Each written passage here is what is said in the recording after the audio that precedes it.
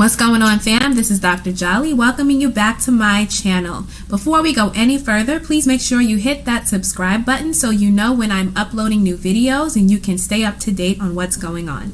So last week we talked about burnout, what it is, what it looks like, and recovery. Here I am on week 2 of my burnout recovery plan, and I have to tell you, I feel so good, you guys. I'm just calmer. I feel more relaxed. I took a lot of time this week just to figure out what it is that I'm spending energy on, that I don't need to spend energy on, and I've been working on putting other things in my life in order so that I'm not so frazzled and running around and all that kind of stuff. By cutting social media out, I realized how much energy I had actually been spending on it. And in not doing that, I was able to direct a lot of my focus and attention elsewhere, and I felt so much more productive and more relaxed at the same time. When I talk about energy, I'm talking about things like attention, physical strength, mental space, motivation, all of those things I call energy. I put them all together under one big umbrella. You only have but so much of any of those things, and once they're gone, they have to be replenished. I've started to think of energy like money. A few years ago, I decided to rehaul my budget. I was working, I had 2 jobs, I think, and I was making pretty good money, but for whatever reason, I was always broke.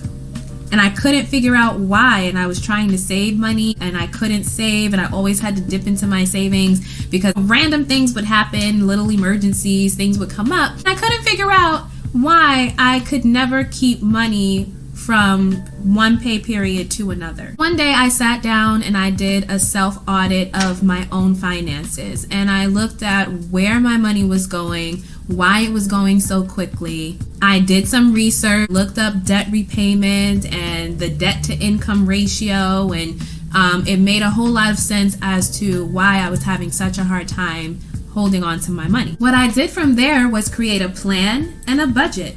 I wasn't going to build up my savings and get out of debt just by throwing money randomly wherever I felt it needed to go. I had to look at my daily and weekly and monthly expenses. I had to look at things that I was subscribing to and determine whether I needed them or not.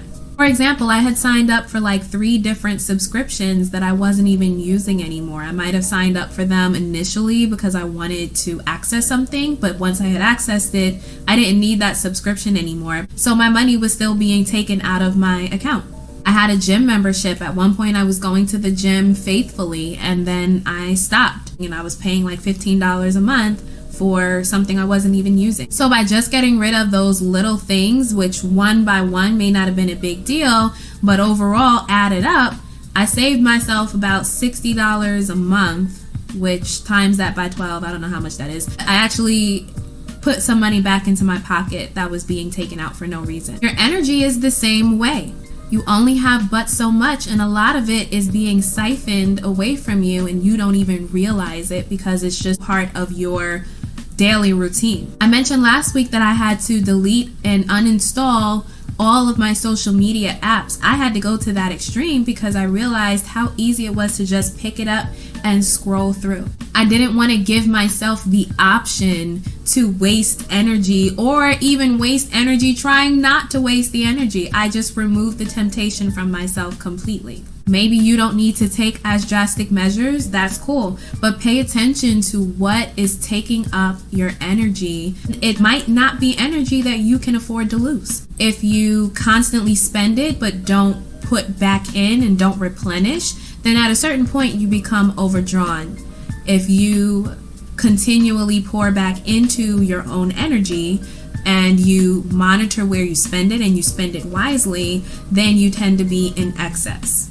So this week I'm feeling great. I'm feeling really calm. I feel more focused. There's not so much noise in my head anymore because I'm not exposed so frequently and so intensely to other people's thoughts and ideas and opinions and experiences. It's me going at my pace and at a pace that I've determined to be an appropriate pace for me.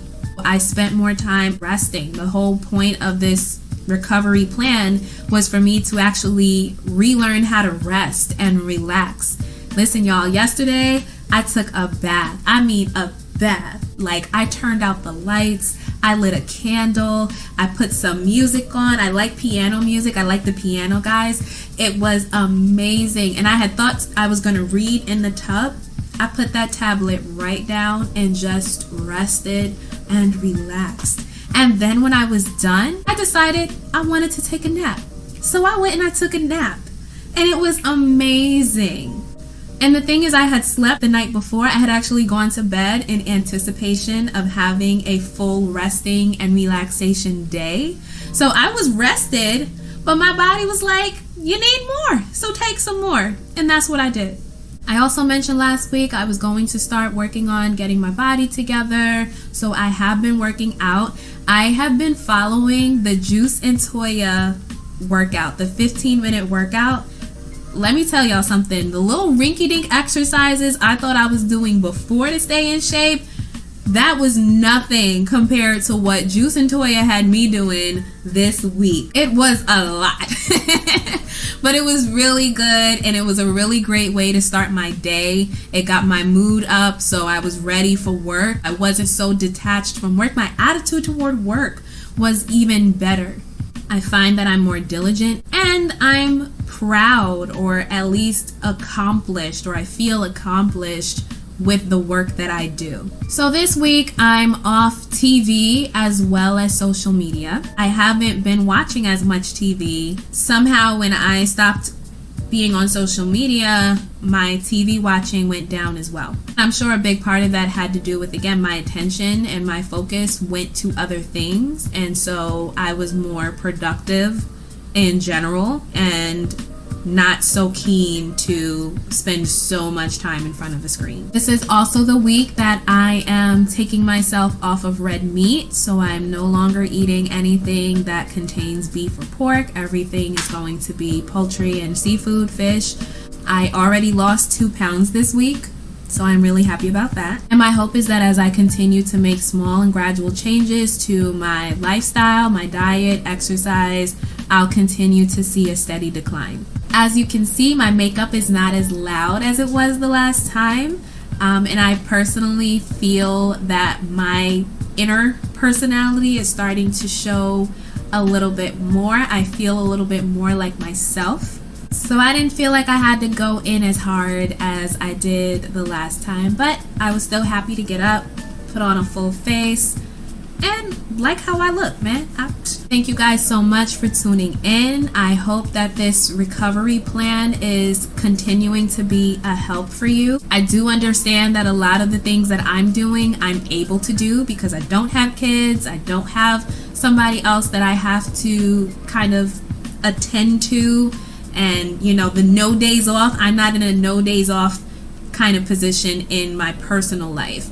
But even if you're a parent, even if you are somebody who is connected to someone, if you're any kind of a caretaker or even a spouse, I would hope that, you know, you'd be married to somebody who would understand when you needed a break and be able to give it to you and give you the space to do what you need to do. But if you're not in that position, there are still things that you can do. There are still ways to pay attention to what is siphoning your energy, your time, your attention, your physical strength, your emotions. Being burned out means that you are feeling overdrawn, that there is too much going out and not enough coming in.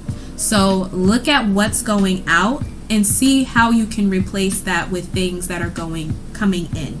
Be sure to hit that like and subscribe button. Leave a comment if anything I said stuck out to you, or if you have a question that you would like me to answer in my next video. Once again, I'm so happy to see you guys. Have a great day.